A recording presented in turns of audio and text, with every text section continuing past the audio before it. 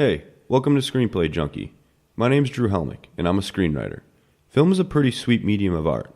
However, before anything can make it to the big screen, it must start as a blueprint, text on paper. So if you're a fellow addict of film and storytelling, come join us as we take a look at various types of screenplays, short stories, and other source material that were crucial to the creation of the stories that we all love. I must warn you, though, there will be spoilers, so I do recommend being familiar with the title that's being discussed. Sound good? Cool. Then let's get started.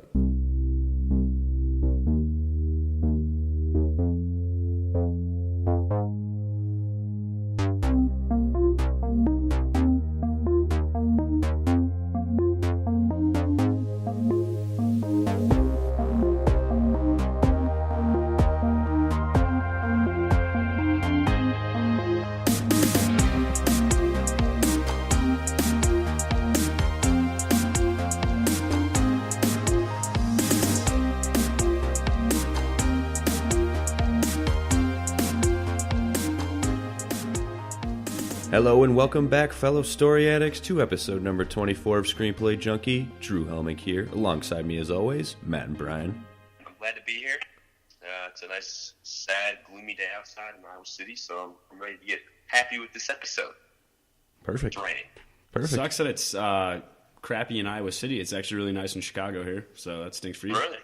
It's been great out today. Oh, wow. But yeah, considering what was like 2 weekends ago, you guys had snow. That skipped us, thankfully. What was that, like 5 inches, I think it was? Melted the next day. Yeah, then it was like the next day or 2 days later, it was 70 degrees, but that's just the weather. It's just a typical day in Chicago. We get snow, we get rain. Maybe I eat a couple hot dogs. I have atherosclerosis. Okay, let's do the show. That was a wonderful transition, I must say. All right, so let's get right into this. I got a couple questions for you guys. So, first off, what is your favorite John Carpenter film? This one. This one? Absolutely, this movie. Yeah, I mean, I love this movie, and I'm gonna probably say that a few more times. Okay. Oh yeah, I second that. I'm gonna have to go with Halloween. Halloween? Classic horror, just for like the music, of course, and I'll blab about that in a little while. But it's just a great horror film. I like Halloween too, but nothing really happens. That's my only diss on Halloween, the original. Nothing really happens. I like Halloween as well. You know what? I think we should do that for an episode later on, and we'll get to your point on that episode. Nothing really because I kind of agree with you on that. It takes like an hour in the movie for someone to even die. Yeah. And I say that like, okay, that sounds pretty wrong out of my mouth, but in a scary movie, you kind of expect people, in a slasher movie, you expect people to be getting, killed off. Right, yeah. No, I totally get what you're saying. I think we're going to have to get to that one, but for right now, we'll put that one to rest. What's your favorite then by Carpenter? That's kind of hard. I think my favorite film by Carpenter has to be The Thing. Oh, yeah. I guess I was sleeping on that. Yeah, that movie's awesome. Also with Kurt Russell. Right, yeah. Also with Kurt Russell, yeah, I noticed that. He enjoys his acting skills. Yep, also with his mullet. Is it a mullet, or is it just long hair? It's just like long, yeah. I don't know. I guess you could categorize it as a mullet, maybe. But, all right, let's move on to the next question here. What is your favorite John Carpenter score? Oh. That's tough. Well, I kind of hit on that. I like Halloween. It's kind of weird. There was like a YouTube video, like, before we started recording. It was like a breakdown of how he did it. It wasn't John Carpenter himself. It was another guy. But it's just like he was so eerie, and it fits the spookiness so well. Yeah, it's a good choice. I mean, I don't have a favorite, like, off the top of my head, but his style is so distinct. Like, you can tell. Like, when I hear a movie score, I'm like, oh, this has got to be John Carpenter. Yeah. Or at least influenced by him. I mean, I think that's why John Carpenter is such a really sweet filmmaker, because not only is he a director, he's a writer. He also makes music for his films that he makes as well. He's a Swiss Army knife. Yeah, exactly. Of movies. And I think the ones that come to my mind, ones I like the most are, easily Halloween. Next is probably The Fog. I really like the score to that movie. That's a cool story. I like The Fog. Yeah, it's an underrated one. A fog rolls into like a San Francisco or a Bay Area town, and just like creatures are in the fog killing people. Yeah, they're like ghost pirates. Yeah, they're ghost pirates. Yeah. Okay, that kind of sounds lame, but it's cool. It's cool. Ghost pirates are cool. I'm telling you. It was made in 1980, so whatever. You can make fun if you want, but I like it. And then what's the other one? Oh, actually, pretty recently, he's been coming out with just albums just instrumental albums of music that he makes. Whoa! Yeah, it's pretty sweet, man. That's cool. Yeah, so if you like his music, I would recommend checking it out because You've it's pretty listened nice. to him? Yeah, I've listened to them. They're just all also instrumentals. Yeah, they're instrumentals. No voice. No If voice. you can Yeah. give his style, like what does he do? Is it all just an abundance of random stuff, or Yeah, it's listen to a song that kind of similar? it's like an abundance of stuff. Like there's some like I don't want to classify it as rock and roll, but there's a lot of stuff that has like really heavy guitar. Not like heavy, okay. not like heavy guitar, but mainly guitar. There's other stuff that's synth influenced that you would be like, oh, I could totally envision this piece as the score of a horror film. Cool. So he does do some eerie stuff. He does do some normal stuff, but I would say it's mainly more like horror oriented, but not necessarily. Wow. That's just how I interpret it. Yeah. I have to check that out. The episode that we're doing today is actually a request, so thank you very much. It's really sweet. Yahoo! The first one in. Dude, first one ever. It's pretty awesome. So Keep them coming. yeah, exactly. If you got anything out there, if you're a listener and you got something you want us to cover, just let us know. Whether it's on Instagram, YouTube, Spreaker, iTunes, or send us an email. Whatever. Communicate with us in any way you can find possible, and we'll do our best to try and get around to it. Via owl with note that works from Iowa. You can send me an owl with a note. Yeah. What is this, Harry Potter? So today's episode, we're doing Big Trouble in Little China, and unfortunately, we couldn't find a script out there, so sorry about that. I looked. I mean, I know you looked too. We all looked, and we just couldn't find it. Couldn't find it. No. Maybe you've heard of this film. Maybe you haven't. If you haven't, because that's probably because it's regarded as a cult film, which, if you don't know what that means, it basically means that it has a very specific audience that likes it because it's generally obscure or unpopular to mainstream audiences. And some examples of the most known cult films are Donnie Darko, The Big Lebowski, and The Rocky Horror Picture Show. Another one that comes to mind for me is Dazed and Confused. Oh, yeah, okay. Yeah, sure. Stoner high school movie. Yeah. Yeah, I would say like those four, those are not like the most popular, but those are more mainstream than a lot of these other cult type films. Even like Ferris Bueller's Day Off is a cult film because it did nothing when it came out in theaters. Yeah, it was just afterwards that it got popular. Just garnered so much notoriety afterwards. Yeah. Oh, or like Dune. Cult film. Dune, yeah. What were you saying, Bryan? Cult film is like it's just like after release popularity. Yeah, basically. Oh, okay. Yeah, that's like one element that definitely makes up what a cult film typically is. Another one, Wet Hot American Summer.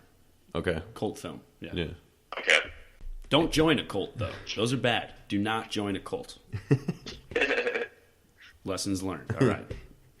And so since Big Trouble in Little China is a cult film, it came out in 1986, and it did not do very well at all. Yeah, and I'll tell you how much it did not do well in just a few moments here. And I think I remember, once this movie starts going, you notice that, 20th Century Fox was associated with this, a big powerhouse production company, right? Mm-hmm. Yep, well, lots of money. Typically in Carpenter's history, he hasn't really worked with studios, big name studios like these, because he just doesn't really like them. He's more of an independent filmmaker. Yeah, he wants all the control. Right. He doesn't like when the big wig producers are coming in and telling him, "Oh, you got to do this, you got to do that." Yeah. He's like, "No, this is mine. Like, get lost." Yeah, he wants to have the creative control. I definitely appreciate that. Yeah, you can't blame him for that at all whatsoever. And really quickly, another thing that I wanted to mention that we did mention earlier, we didn't find a script for this movie. However, I did find a screenplay for a sequel that never got made, and that one was written in around 1995. But I'm sorry, I cannot tell you what that one is about because I didn't read the screenplay. It sounds boring. I mean, Jack Burton's not even in it. It sounds boring. Egg Shen is in it. If you know who Egg Shen is, he's in it. And he's got 7 demon bags this time. Instead of 6? Yeah. And that's all we knew about. We kind of just really scrolled to a random page, and that's all we got from it. Matt, do you want to give us the IMDb info about this film, please? Yeah, sure. So Big Trouble in Little China came out on July 2nd, 1986. I'll go ahead and read the log line. A rough-and-tumble trucker helps rescue his friend's fiancée from an ancient sorcerer in a supernatural battle beneath Chinatown. Sweet. Yeah, that's a good Yeah, one. I like that one. It's spot on. I don't know if you heard. I was giving you a little background music. It was more epic.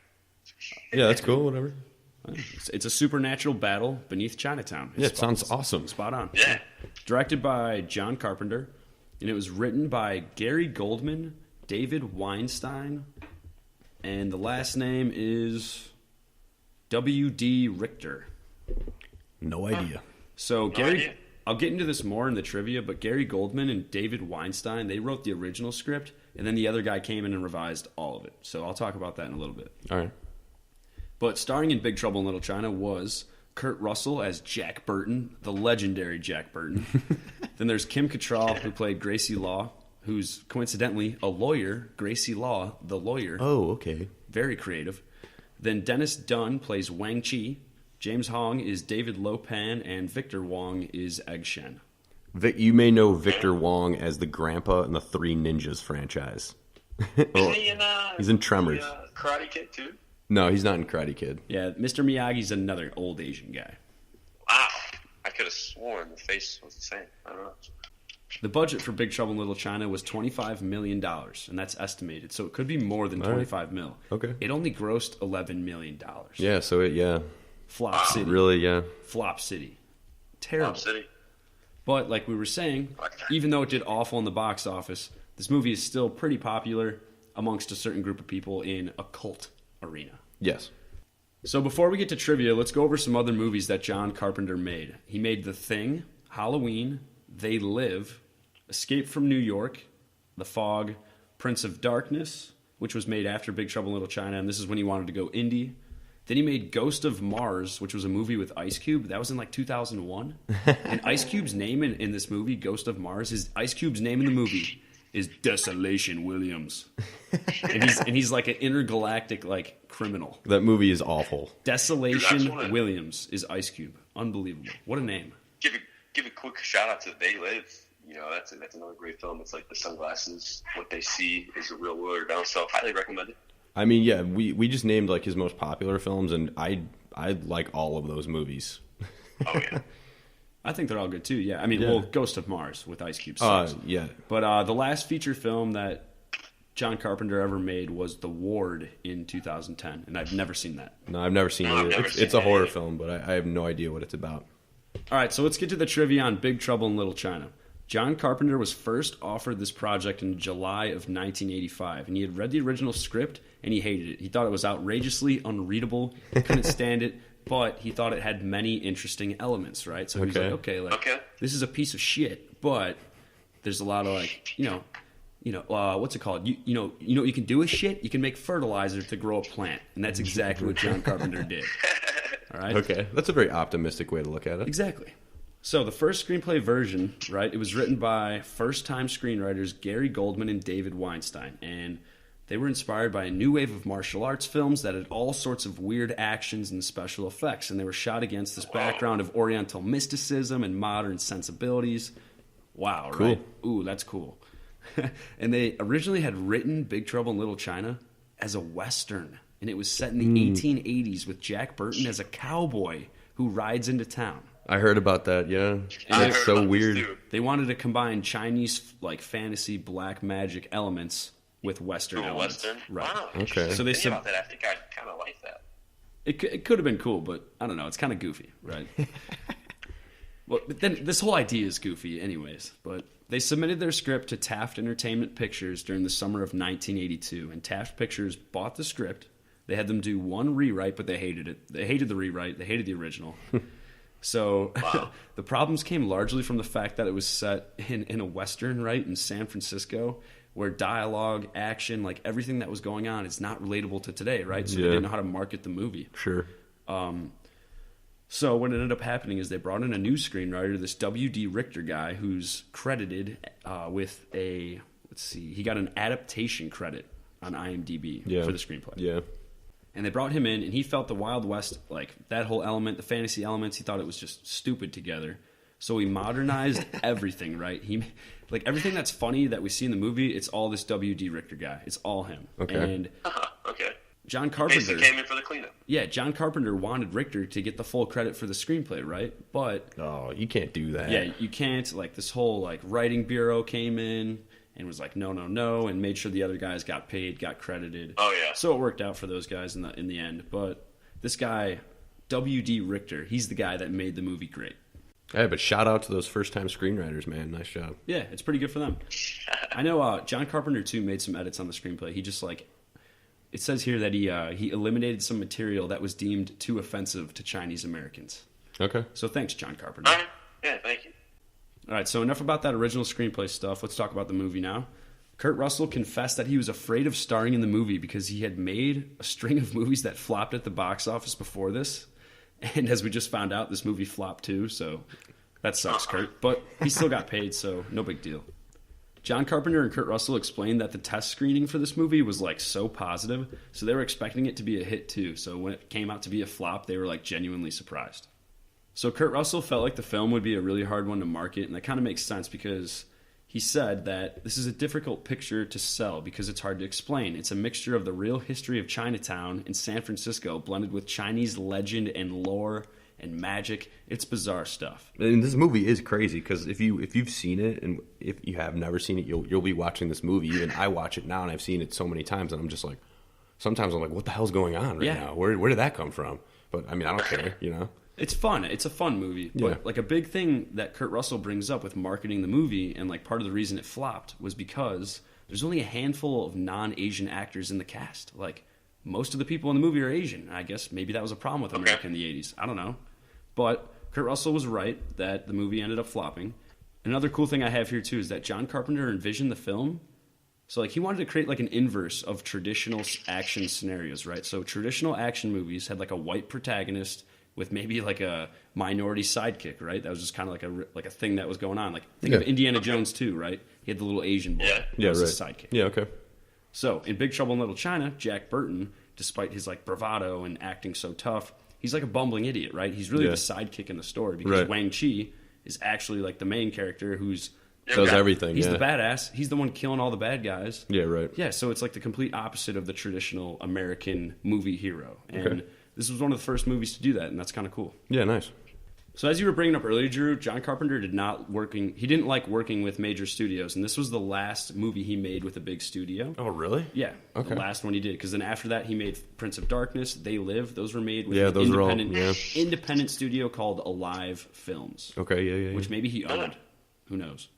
So let's talk about who else could have been in this movie. So Kurt Russell was John Carpenter's first choice for the lead role, but the studio wanted them to suggest Jack Nicholson and Clint Eastwood to play Jack Burton. Yeah, no chance. I'm sure those guys were like, hell no. If they even got their eyes on the script, I don't think they'd be interested at all. They wouldn't bite. Man. Especially Clint Eastwood. Yeah, he would have been like, nah, dude, that's going to completely decimate my masculinity. Exactly. Because that's the kind of character that I play, and this is the total opposite of what Clint Eastwood normally plays. Yeah, because Jack Burton's kind of an idiot. Yeah. Yeah. Jeff Bridges was also considered to play Burton. And Kurt Russell said that he based Jack Burton on John Wayne. Okay. Oh, okay. You can kind of hear it in his voice when he like talks. Yeah. Yeah, no, I if you think about it, yeah, it's cool. So Jackie Chan was John Carpenter's first choice to play Wang Chi, but the producers hated it. They hated it because Jackie Chan's English just wasn't good enough at that point in his career. So they ended up going with Dennis Dunn because his English was good and he was still really good at karate and kung fu and stuff. All right. And I like Dennis Dunn. I thought he was really good in the movie. He's the guy who played Wang Chi. I like him too, but I would have loved to see Jackie Chan in this as well. That would have been awesome. Yeah, it just would have fit. Plus, Jackie Chan's like the most legendary, like on film, like martial artist of all time. Yeah, like next to Bruce Lee. Yeah, like some sweet. No, Jackie Chan's better.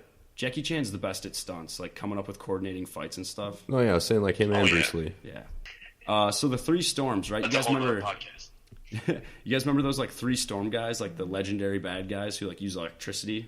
Yeah. So they inspired guys from Mortal Kombat. I think maybe we talked about this yet. If not, we'll talk about it later. Yeah, cool. So the Thunder God Raiden from Mortal Kombat, he was inspired by a character in this movie, and another character from Mortal Kombat, Shang Tsung, was inspired by Lo Pan in the movie.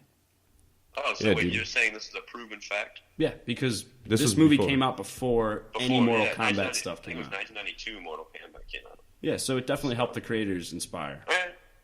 I guess you could think off top right now, the character Liu Kang, he's kind of like the buff guy. Yeah, kind of. Big Trouble in Little China. Yeah, definitely. Strong guy. I'm sure it influenced them a little bit. But Dude, it had to. They were probably taking pieces from like so many things. Yeah, a lot of stuff. But this was definitely in there for sure. Mm-hmm. So according to John Carpenter, the opening of the film with Egg Shen, remember when he's like getting interrogated by the lawyer? You guys remember that part? Yeah. Yeah, okay. So, like, that was not in the original cut, not in the original script, nothing. The producers made them go back and shoot that just to make Jack Burton seem like more of a hero. Isn't that kind of ridiculous? Yeah. But I kind of like the scene anyway because, like, Egg Shen shows that he has, like, magical powers. You already are like, okay, we're getting into this right now. Yeah, it really shows you what you're getting into right away. Yeah.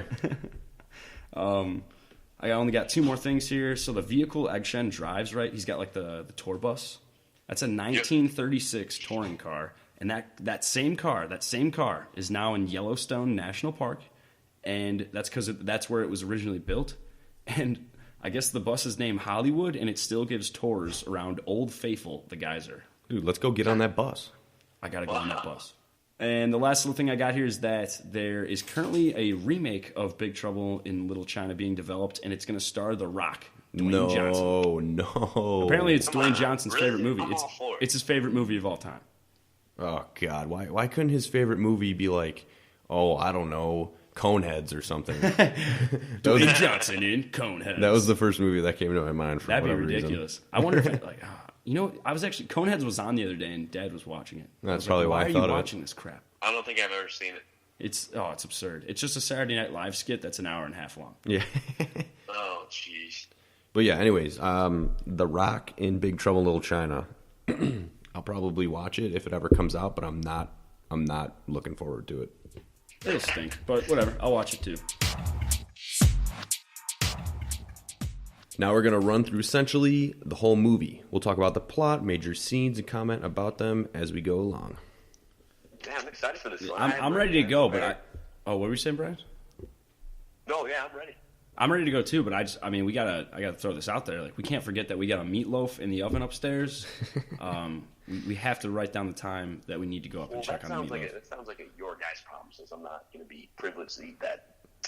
So Well, I'm glad you're miles and miles away from our meatloaf because now you don't get to enjoy the meatloaf with us. I got it. Don't worry. Nothing's worse than a dry meatloaf. Don't worry. Nothing worse. Are you guys ready? You guys ready to do this? I'm ready to go. Meatloaf. Okay, Big Trouble in Little China takes place in the Chinatown of San Francisco.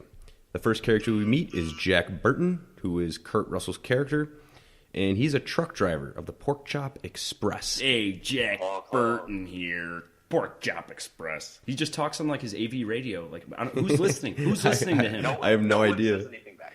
He just just loves talking into it. He just loves hearing himself talk. Who knows if anyone's even on the other side listening to him at all? He's a hard ass. Yeah, right. Yeah, like we said earlier, he acts like a hard ass macho type guy, but he's really just a goofy, bumbling idiot he's a most of goof. the time. And so Jack drives to Chinatown to hang out and drink with his friend Wang, who, like we said, is pretty much the heroic character of the film, right? And also a trucker, apparently. He's also a trucker. Okay. But he also owns a See, restaurant in I Chinatown. love this part. Wang he just diversifies his portfolio. Sorry, Bryan. No, I just the scene, the opening scene when he drives in, it's just like a small market, and you just excuse me, pardon me, coming through, just adding to his photo. I tried to envision that as well. Like, how did he park that thing? Yeah, it definitely did not belong in that setting, that big truck. And Jack and Wang stay up drinking until morning. And in the morning, Wang makes a bet with Jack that he can slice a bottle in half with a butcher knife, which Wang is unable to do. What do you think about that scene? He claims he could do it. He's like, I can't believe I couldn't do it. That'd be a sweet bar trick. If you could just chop a beer bottle in half. Especially just going out and just going out and hustling people. Exactly. You basically would hustle people, be like, hey, I bet you $50 that I can chop this bottle in half. Of course, everyone's going to say you can't do that. Yeah, no, exactly. You just hustle them. But anyways, Wang goes to cut this thing, and he just launches the bottle right at Jack, and he catches it. It's all in the reflexes. Yeah, that's right. That's what he says. That's the tagline. That's the tagline for the movie. Foreshadow. Yeah, it is. Definitely You're right. foreshadowing. Definitely foreshadow.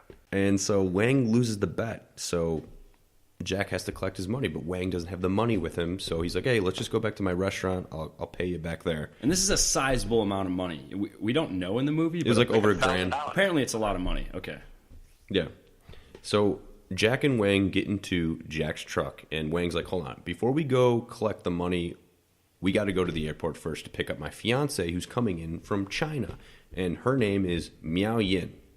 And he mentions here that his fiance has green eyes, which is rare for a Chinese woman to have.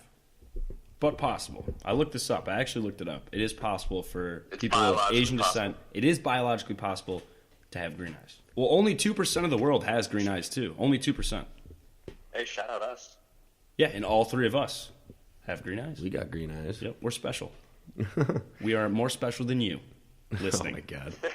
I don't know about that. So Jack and Wang get to the airport, and this is when we meet another character, and that's the lawyer, Gracie Law, who is also picking up a Chinese woman. Gracie Law, the lawyer. Why she's picking up this Chinese woman, I don't recall. Her whole involvement is hilarious. Like she's like described as someone who's just always putting her head where it doesn't belong. She's just like a, and that's just how everyone knows her. I feel like she's just like a dog. You know, she's just like a dog. She just wants to be around people, just like how she is. She gets excited. And that's played by Kim Cattrall. And also in this scene, these three thugs in ridiculous sunglasses just make their way through the crowd. Unbelievable. And they make their presence known, and they eventually kidnap Miao Yin, who's Wang's fiance. Right, yeah. They had like targeted another girl initially, but she got away, so they just took the other hot Asian chick instead. Yeah. Did you guys want to comment on those shades? Yeah, no, I mean, the shades were ridiculous. He has like those white, I don't even know what you want to call them, but they're so retro, and it just reminded me of, as you guys know, and listeners know, of Regular Show. Yeah. There's just a couple episodes that's like more kind of like basically wearing the same kind of vibe, like 80s style with sunglasses. I was just eking at myself like watching that part. No, I mean, that scene's hilarious, just like with what they're wearing, but then there's a little action that we get, which is kind of nice. The sunglasses like, were absurd. How does he see out of those? Yeah, that's exactly what I was just about to say, Brian. It's like they were wearing sunglasses that make it harder for you to see. Well, it was funny because you had the one guy wearing sunglasses that were humongous, where it's like, okay, he can see everything. Then you had the one guy who was looking out of like slits. Yeah. Oh man. I mean, it's a whole nother thing to be wearing sunglasses indoors in an airport. Anyways, it's like you're in an airport. Take off your damn sunglasses. So Jack and Wang chase after the thugs who have now captured Miao Yin, and the thugs get into a car. Jack and Wang get in their truck. They're chasing them down, and this is when we also meet Egg Shen. He becomes part of the story because he's the guy who plays the grandpa in Three Ninjas, if you remember that movie. And he in Big Trouble in Little China, he's a bus tour guide in Chinatown. Who we also learned that he's a sorcerer, a good sorcerer, right? In Chinese black magic. He's the good guy that knows everything there is to know about Chinese black magic. Yeah, he casts spells, which is completely real, by the way. So and Egg Shen's just driving his bus, and Jack just blows right by him in his truck. And so he like spirals out and crashes or whatever he does. Yeah, that same truck that's at Yellowstone, like I said earlier. Yeah. And while they're driving, Wang has a pretty good idea who's taken his fiance. How? I don't know, but he's just like, hey, I think I know who took my fiance. So he comes to believe that is an evil sorcerer named David Lo Pan. Right. And who else could it be? Yeah, exactly. You know, it's just David Lo Pan, just the evil sorcerer that lives in Chinatown. And yeah, I mean, and Wang knows exactly where to go to find him. You just go down this alleyway, which turns out to be a really awesome action scene because Jack and Wang are driving down this alley in the big semi truck. In the truck, exactly, just taking up the entire alley. And there's two opposing Chinese clans. There's the Chang Sing, who are the good guys, and they're like conducting a funeral for one of their men. And they're met by the Wing Kong, who are the bad guys. And all of a sudden, this Chinese standoff just erupts. And they're just... a great fight scene. Yeah, they're just rushing towards each other. Like some really awesome martial arts and like stunt work is going on here. Just like, I'd say just like state-of-the-art martial arts, like choreography is going on here. Definitely. A cool thing too I'll just mention is that this fight between these two clans these two gangs essentially of like Asian Americans. It was actually based on like a real gang fight in the early 1900s. Wow. Cool. Pretty wild. And the gang names are really similar to the ones you see in the movie. Yeah. Oh, okay. Pretty wild. But that's, I guess, what inspired it. And Jack and Wang sit in the trunk. They just watch the whole time. They're like, no way, we're not getting out. We're not getting out while all these guys are fighting. I mean, there's probably like 40 guys out there fighting each other. And then all of a sudden, the 3 Mortal Kombat type guys that we were talking about appear just out of the sky, right? Superhumans, essentially. 30 men, superhumans, yeah. Yeah, so these are the 3 guys that are called Thunder, Lightning, and Rain. So they're like the 3 top guys that David Lopan has under his wing. And they're able to use magic, and they just overpower both clans, because once these guys enter, both clans are like, okay, we're not fighting each other anymore. We're going to fight together to try to wait off these guys. But they just get massacred. Mm-hmm. I mean, what was it? The one guy had electricity. The other guy could just like bulk himself up, and then the other guy Had like back scratchers. Yeah, he did have back scratchers. That's right. And he was good with swords. Yeah, he was good with swords as well. With swords, yeah. See, now I thought the 2 clans, the Change Thing, they were in yellow, and the Wing Kong were in like red garment, and I thought the Wing Kong worked with the Mortal Kombat guys. Yeah, you find that out later. That was kind of obscure. You're right. I think they kind of just succumbed to them. Did they just like, joined? They're like, yeah, like we have to join because you're going to kill us if we don't. I mean, that makes sense, okay. yeah. It was just not really explained. No. So Jack flips out in the truck. He steps on the gas, and David Lopan just appears out of nowhere in front of the truck, and Jack just crushes him. He just hits him. But just nothing happens. Jack and Wayne get out, and Lopan is just standing there. He's perfectly fine. Yeah, because he's a sorcerer. Yeah. You can't just run him over. It's not that easy. Yeah, no way. And Jack stares at Lopan, and that's when Lopan shoots a light out of his eyes and mouth, which temporarily blinds Jack. Just some awesome 80s CGI. Just legendary. Yeah, it's like where do you think that would have led if you would have like blinded him for longer? I don't know. Good thing he had that rainwater thrown in his eyes by Wang. It's like that's all you have to do. Yeah, that was pretty Splash funny. a little bit of a puddle in his eyes. Just dirty puddle water. He's like, okay, I can see now. That cures everything. Like you got a cough, get some dirty puddle water, drink it. Yeah, like don't do that. You might get sick. And we're gonna fast forward a little bit here. Because this is when Jack, Wang, Gracie, Egg Shen, and like a couple other characters... all our main characters. Yeah, they all agree that they're going to help each other to rescue Wang's fiancé and kill Lopan. Yeah, because Lopan wants to marry the fiancé. Something about green eyes. It's like a ritual. It's going to bring him back to life. It's going to make him human again. Yes. He's all about it. So they're brainstorming, and they figure out like a good idea of where she's being held at. And it's called a place called the White Tiger, which is basically like a brothel. Yeah, run by those bad guys that are like the bad gang. Yeah. So they send in Jack, Kurt Russell. He goes in disguised as a nerdy businessman customer requesting a Chinese girl with green eyes. And he's told by the lady that works there that Chinese girls don't come with green eyes. And right as she finishes that sentence, we cut over to see Wang's fiancé tied to a bed in a secret room of the brothel. Yeah, so she's there. She was so close. So close. Yeah, they almost got to her. Then all of a sudden, 3 Mortal Kombat dudes show up again. They just bust through the roof, and they take Wang's fiancé and just disappear with her. Yeah, somehow Lopan found out there was a Chinese girl with green eyes at this brothel. Yeah. He just like sent his goons to go kidnap her. Yeah, right. And of course they succeeded because they have like superpowers. So now that Wang's fiancé has been taken by Lopan, Jack and Wang set out to find her. So they infiltrate, and when I say infiltrate, I mean they walk right by security into a Wing Kong trading facility, which they know is a secret front for Lopan's underground lair. Brian, what were you saying? No, I was trying to remember like what they say where they pretended to be like mechanic. They like mumbled something. And Phone company here, phone company. Where's that junction box? Yeah, they were just being goofy asses. I don't know how that would never work. No, It would never work. Show some ID. So they enter this building, and they eventually find a hidden elevator that leads underground. And while they're riding the elevator, it stops and it begins to fill up with water. That'd be terrifying. That would be absolutely terrifying. To be in an enclosed room and then have it fill with water, so scary. Yeah, but it was very clear water. It was clean. At least it was clean. Yeah, it was very clean water. It was clean water until they find out what the water had been holding. Yeah, exactly, because they open the elevator doors and swim into a pool full of chained skeletons and rotting corpses. Ugh. Pretty terrifying scene, actually. Like, especially as a kid, I remember like watching this when I was younger. That part scared me the most. Yeah, totally. Oh, yes. And when they erupt from the pool, the Mortal Kombat guys are standing there, and they get captured, and they meet Lo Pan. Yeah, I mean, Lo Pan's whole like compound is just like a horror house of black magic and kung fu. This place is ridiculous. You do not want to be there. Do not go there. And when we meet Lo Pan in his true form, he is very old.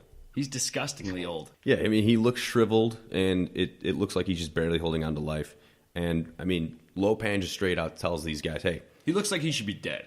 No, yeah, totally, yeah.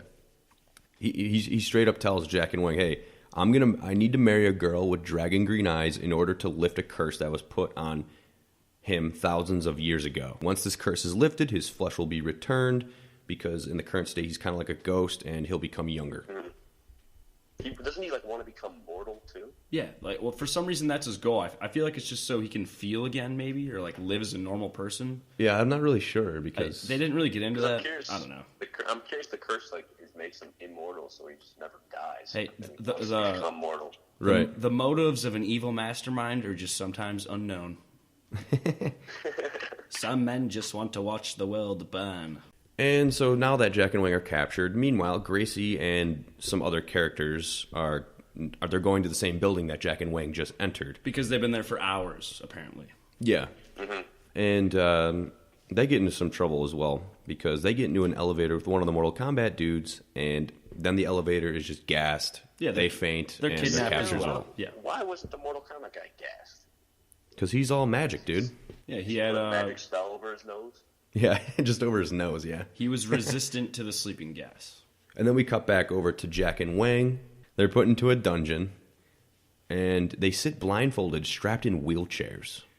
And Why wheelchairs? I don't know, man. Lo Pan just has a bunch of extra wheelchairs. He's like, put the captives in the wheelchairs. Torture them in my extra wheelchair. I mean, he's very old. He's just got a ton of them around. The dungeon it's a 10 out of a 10 dungeon. Yeah, seriously. You got skeletons on the walls. Very scary. You wouldn't want to be put in one of these, no. No. You think usually dungeons are at the bottom, but they go up, they scale like this 30-foot ramp. It's a wheelchair friendly dungeon. It's 21st century. Well, we'll get into why maybe they decided wheelchairs, unless maybe they audibled to the wheelchair. We don't know, but so once they get put into the dungeon, Jack breaks out like so fast. He just falls over and he's like, "All right, I'm out." He still had his knife. Yeah, he still had his knife. You're right. They didn't even take that away from him. It was in his boot, though. I mean, it was hidden. Oh, it was a boot knife? Yeah, it was hidden. Boot knife. Okay. And so now he's out, but here comes one of the Mortal Kombat guys comes back to drop off another one of the minor characters who they're friends with. So he gets thrown into the dungeon with them, and that's when Jack and Wang break out. They get out of the dungeon, and this is the scene of when we're talking about the wheelchairs, because Kurt Russell falls backwards into a wheelchair, goes down the ramp that leads to a well. And like the whole way down the ramp, he hits two bad guys like a bowling ball, and they just go fly.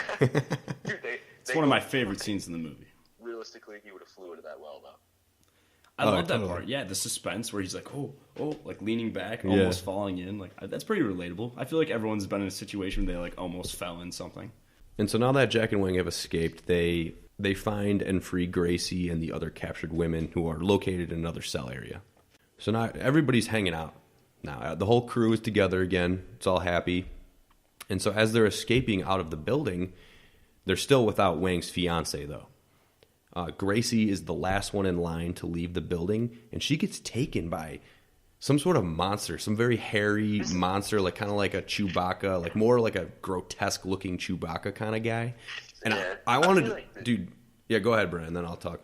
No, it's just kind of it was just so random. I liked it. The monster looks really cool, but I feel like this is kind of how when you say the movie flop, I bet people were like, "Oh my god, what the hell is this?" Its mouth couldn't close either. Its mouth was just wide open.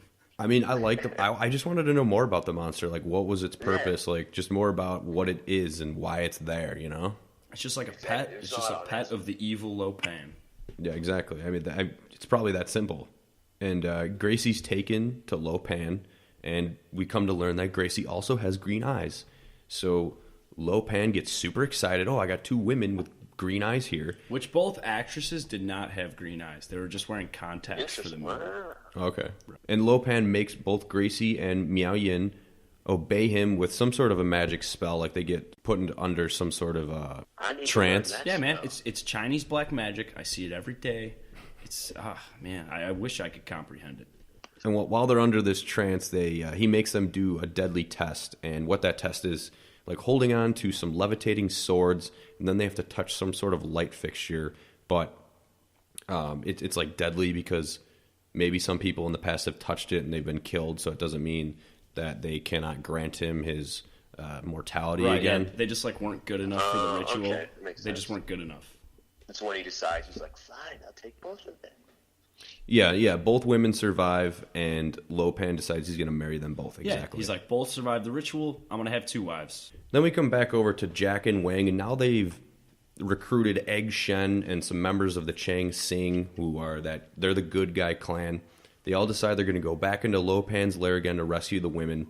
And Egg Shen talks about his 6 demon bag.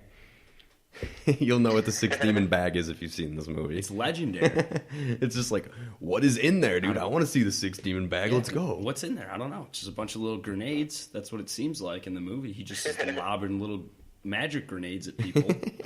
And they slide down a fireman's pole in a building that's owned by Egg Shen that leads to the sewers, mysterious area underneath Chinatown. Did you guys notice, too, the guy who played Egg Shen actually slid down the pole? Like, no stuntman there. Dude, he wanted to do it. That old man was like, yo, It I looked got like this. it was wobbly. It didn't look secure at all. It looked really cheap. Yeah, I agree. And while they're underneath Chinatown, it's like we've just been like transported to some like other dimension because this place is hideous. It's very rocky. There's bubbling water that they're walking by. There's creatures. Yeah, they encounter some like large creature, and I wanted to see more of those creatures. You know, Well, it's A like guy gets eaten. a spider-like thing pops out of like a crevice in the rock and just eats a guy. And then Egg Shen throws one of his grenades. He throws one of his grenades at it and is just like, I banish you. Like, do not return. Be gone. Hit the road, Jack. yeah, I wanted to see more of those creatures, man. That would have been fun. So they press on through this weird underground area, and they eventually infiltrate Lo Pan's lair, and they're walking around the hallways. There's nobody around. They're wondering where everybody is. And that's when they come across what is called a guardian, which is this like fat floating ball flesh thing ugly. with a It's ton so of ugly. eyes. So gross, man. Yeah, and what this thing can do is because all of its eyes, right? It's basically just like a spy guardian, like a guardian, yeah, whatever. scout. It's a guardian, and it whatever it sees, Lo Pan can see as well. So Yeah, it's like a camera. yeah, so it sees them, and Lo Pan knows that they're there now. I think, is this kind of when they kind of reveal that Lo Pan and Egg Shen have had history? Because he's like, Egg Shen. Yeah, they Tommy do. Or something. Yeah, they have some sort of history. Yeah, we don't really know it, Yeah. but they do. That is unknown to us. A little later on, Egg Shen makes everyone in their group drink a potion that's going to allow them to do inhuman things so that they can fight the Mortal Kombat guys and other henchmen. Yeah, he somehow concocted this potion from his 6 demon bag. Yeah. And Jack was like, "Oh yeah, we're gonna drink that." Jack was just pretending like he knew exactly what Egg Shen was doing. Classic scene. And then I love when they're going in the elevator, like to the fight. Yeah. And they're just like, "Man, I feel good." Yeah, right, yeah. Classic. Yeah, they find a hidden elevator. It's like behind like a really thin wall that he just cuts down with a knife. Oh, here's the elevator. So they go down there, and that's what brings them down to a hidden wedding ceremony area. They all want to attack, but Egg Shen's like, hold on, wait till the ceremony's over. Let's wait until Lo Pan is mortal so that we can kill him. So just wait. Then the marriage is complete. Lo Pan takes some blood from both women. He becomes flesh.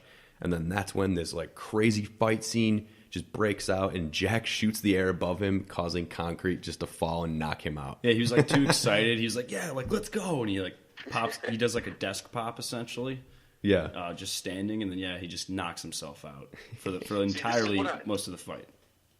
I thought too, because like in the early on too, he missed out on a couple fights. Like the first one, when they're in like the warehouse. Yeah, I thought dude. it was just like a running gag with the head. Like he was just gonna miss out like at the beginning of fights. Yeah, it's just the whole point of the movie that Wang's the hero, Jack's just the idiot. It has to be, because the scene that you're talking about, Brian, in the warehouse, like he like drops his knife and it goes flying across the room. So as he's like trying to find it, Wang's just beating the shit out of everybody else. Yep. And then there's another scene, like just really quickly talking about Jack. Another scene where he shoots somebody and he looks like he's like, oh, like I just killed somebody. First time you ever plugged someone? Yeah, and Eddie's like, yeah, exactly. He's just like, oh yeah, it is, yeah. No, he's like, no, you kidding me? I've done this a couple times. Yeah, he just like brushes it off like he's killed someone all the time. But clearly that was the first time he ever shot someone. All right, back to the fight scene. So Jack knocks himself out, and Wang does this like awesome sword fight with one of the Mortal Kombat guys where, again, because he drank that potion, he's able to jump around and do all these magnificent fighting moves and all this, like video game moves, essentially. Yeah, top-notch kung fu. And he eventually kills the Mortal Kombat guy by he like throws his sword like backwards over his head. Laser beam. And just spears the guy in midair. It's pretty awesome. And then the guy goes flying. So one of them down and out. Yes. And also then there's a battle between Egg Shen and Lo Pan. They have like some sort of a duel that resembles something from like Star Wars or Spaceballs, where it was so goofy. They're like shooting magic beams at each other that turn into ancient like giant Chinese warriors. Yeah, but Lo Pan looks like he's playing a video game. Yeah, it does with his hands. Like, with his hands, yeah. And Lo Pan eventually ends up escaping in this scene. So now the women, Gracie and Miao Yin, are free. Finally. Yeah, right? Miao Yin, man, she's just been captured this whole movie. She's just damsel in distress, man. She was like asleep for half the movie, too, because Lo Pan put her in like a coma. Yeah, I know, right? How's her brain doing? Like, how is she okay? Is her motor function okay? Attention. She's fine. She's fine. And Jack and Wang chase after Lo Pan to kill him. And before this whole ultimate fight scene goes down, Jack kisses Gracie, and he ends up confronting Lo Pan with just lipstick smeared all over his face. It's even in his teeth. Yeah, it's hilarious. It's so freaking funny. While Jack's trying to fight Lo Pan, Wang keeps this other Mortal Kombat guy busy, just kind of running around, evading punches and stuff like that. Just running around, honestly. And Jack tries to throw a knife at Lo Pan, but he misses horribly. Yeah, it's like really bad. And then Lo Pan picks it up, says like any last words, all that kind of cliche type stuff. Lo Pan throws it back at Jack, and just like Bryan, like you said in the beginning of this segment, with the foreshadow of the reflexes with the bottle, Jack catches the knife and whips it right back at Lo Pan and nails him right in the forehead. Square in the forehead. Dead on sight. And yeah, exactly, because now that Lo Pan is mortal, he gets killed. Yeah, he goes down. He gone. And that's when the Mortal Kombat guy comes back in, and this is probably like one of the craziest deaths in film history. So absurd. He just can't handle the fact that his master is dead. Because he grows super fat in anger and just implodes. We gotta drop the picture of it. It's just like, it's unreal. I mean, the special effects they have there, you just got to see it to believe it. It's awesome. It's great. Awesome. So I would say probably because of that guy's implosion, Lo Pan's lair begins to cave in. So everybody books out. It's just an escape scene, really long escape scene. Earlier, Jack had lost his truck that he bailed out of to the clan. They stole it from him. And they find it? Yeah, they find his truck just lo and behold, hanging out in the warehouse. Right. In the original screenplay, it would have been his horse, because remember, it would have been a Western. Oh, and he would have been wearing a cowboy hat. So everybody jumps into his truck, and they end up back at Wang's uncle's restaurant where they celebrate. Everybody's safe. Wang gives Jack the money that he owed him from the bet at the beginning of the film. He's a man of his word. And Jack leaves. Yeah, without kissing Gracie goodbye. It's yeah. The one reporter chick's like, "Aren't you gonna kiss her goodbye?" And he's like, "No," and then he just leaves. And we end the movie with Jack driving, and he's on his radio again, CB radio. just talking to God knows who knows if anybody's even listening to him. And it's raining out, and the camera slowly pans to the back of Jack's truck to reveal that hairy creature just hiding in the back of his truck. Nah, it wasn't even really hiding. Well, it was hiding, but then it just. But then it came out, and its mouth was still open. How many bugs were flying into that creature's mouth at like 80 miles per hour on the highway? That must suck. Not being able to close your mouth all day. Well, he probably liked it though. Protein, good protein in bugs. Which, yeah, I mean, we have it written here. I mean, maybe that was an attempt in trying to lead into a possible sequel. Yep. I don't know. But after the complete failure of this movie in the box office, there was no chance of a sequel, especially immediately following this movie. Yeah, I'm sure if they made a lot of money, they would have been like green light the sequel right now. Yeah, I mean, the only reason this whole So the only reason this whole reboot with The Rock has any weight to it is just because this is a cult classic. Like, people love this movie and they watch it all the time. Yeah. So they're like, okay, people like it, let's remake it. Yeah, I mean, and it's something. Yeah, exactly. That's a lot of movies. Let's remake it. We're gonna put Dwayne Johnson in it, even though apparently it's his favorite movie of all time. Which is like, okay, cool, but who knows? When it comes out, I'll see it. Hopefully, it never comes out though. Do you guys want to move over to final thoughts then? Yeah, let's do it. Okay. Who wants to go first for us? I'll take it. I mean, overall, I love this movie. It's a movie I've liked since we were kids. It's a movie that our family likes. Yeah, totally. You know, if we're all maybe a little buzzed, it's a movie that I could see, just being put on the TV at any family occasion. Yeah. It's hilarious. I mean, I like everything involved in this movie from start to finish. I like the ancient Chinese black magic aspect. I mean, I like any sci-fi, or you could call that a sci-fi aspect, right? Oh, a little bit. So, yeah, a little bit. I just love those Sci-fi, goofy fantasy type little things. Yeah. This movie's just a fun ride. It's not for everyone, but if you like to have a good time and just watch a movie and be able to talk during the movie, like with the people you're watching, this is that kind of movie. I'll take it up next. Yeah, I'm a huge fan, and I know you guys seen it multiple times when we've been younger, so it was nice to rewatch it. It was really refreshing. I feel like times for me when I watch it, it's usually in the alley with the semi and the big gang fight. So the beginning of the movie, I was totally unaware of, to be honest. Oh yeah. But yeah, it's been a while since I've seen it, but it's nice to be refreshed. But like Matt was saying, I'm a huge fan of fighting movies. I love action scenes, so and I like the video game aspect that it has to it. It's really interesting to watch, and of course, the score made by John Carpenter. Go music. Did you watch it? Did you watch it with any of your roommates at school? Yeah, I watched it with one of them. He liked it, never seen it. They'd never seen it. Okay, cool. Because I remember showing this to my buddies at U of I back in the day, and they liked it. Yeah, what I have to say is we grew up with this movie, like we've all said, so I like this movie. Yeah, so again, thanks to the person that suggested it. I'm saying, I mean, I think even if we didn't grow up with this movie and I stumbled upon it, I would probably still like it a lot because I like these kinds of movies. I mean, really quickly, just this movie is ridiculous. It's goofy. It's funny. No matter if you've watched it, you haven't watched it, it is all of those things. But also the action is really cool as well.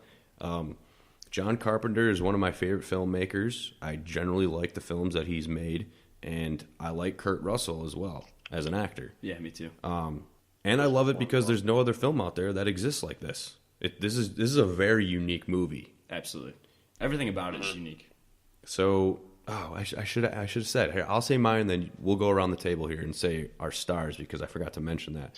My final verdict is I'll give this movie a 3-star rating. And then, really, just to end my thoughts here, I am not looking forward to the Rock version because I'm sick of him. Oh, The Rock's and everything, and I mean, they're just gonna pump a bunch of money into it. A part of what makes this movie great is that it's an '80s movie and it's low budget and it's cheesy, and I enjoy that when I watch it. That's true. But I'm with you. The CGI is just going to be taken over. Yeah, it'll take over. I'm going to squat on 3 stars for this movie, too. I like 3 stars.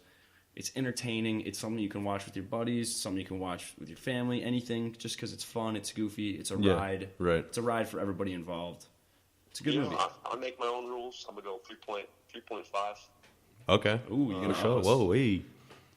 Just to switch it up, Just switch it up. Yeah, a couple of those fight scenes really gave it that extra 5, so.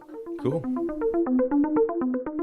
No matter what platform you're using to listen to us, I just want it to be known that we're available on iTunes, Spreaker, and YouTube. So if you like our content, please be sure to follow all of our channels so you can stay in the loop with new episodes. Also, feel free to give us a rating and leave us comments, or send us an email at screenplayjunkie.show@gmail.com. We'd love to hear your feedback.